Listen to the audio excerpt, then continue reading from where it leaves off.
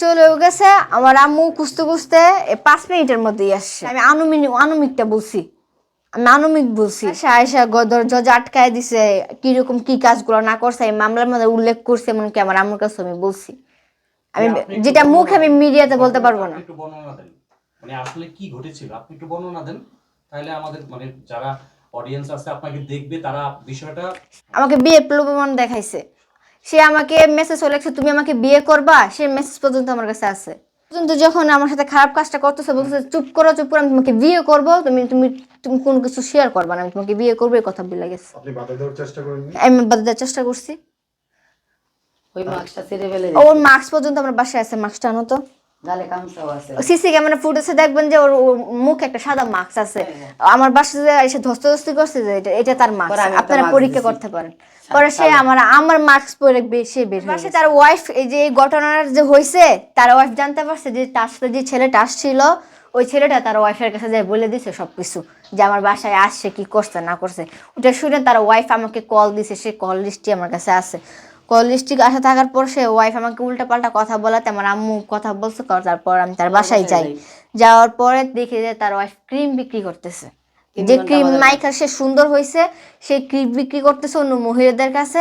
তারপরে আমাদেরকে বসাইছে, মিথ্যা কথা বলবো না, সুন্দরভাবে প্রথম কথা বলছে, বসাইছে। বসানোর পরে ওই ক্রিম বিক্রি করা শেষে তারা দরজা আটকায় দিয়েছে, দরজা আটকায় দিয়ে বুকাজুনো আটকে দিয়ে উল্টা পাল্টা যত আছে প্রশ্ন করে ভিডিও বানাইতেছে, ভুয়া ভুয়া বললে যেরকম পারে সেরকম ডন টন বলে ভিডিও বানাইতেছে। তারপর এক পত্রে তার আমরা সেগুলোর উত্তর দেওয়াতে তারা আরও রেগা যায় তার ইমরান বিপিকে কল দেয়, উল্টা পাল্টা কথা বুঝায়, পাপিয়া বুঝায় কথাটা। এগুলা রকির বউ পাপিয়া উল্টা পাল্টা বুঝায় ইমরান ভাইকে।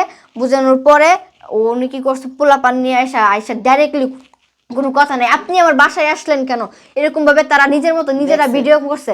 আর আমিও যেগুলো ভিডিও করছি ওগুলো আমার মোবাইলগুলো তারা জোর করে আমার কাছে নিজে ভিডিও করে। মাওনা কিতাব আলী ওখানে যেখানে শোরুম আছে, জুনাইদকে অন্য গাড়িতে টাইপতে পাঠায় দিছে।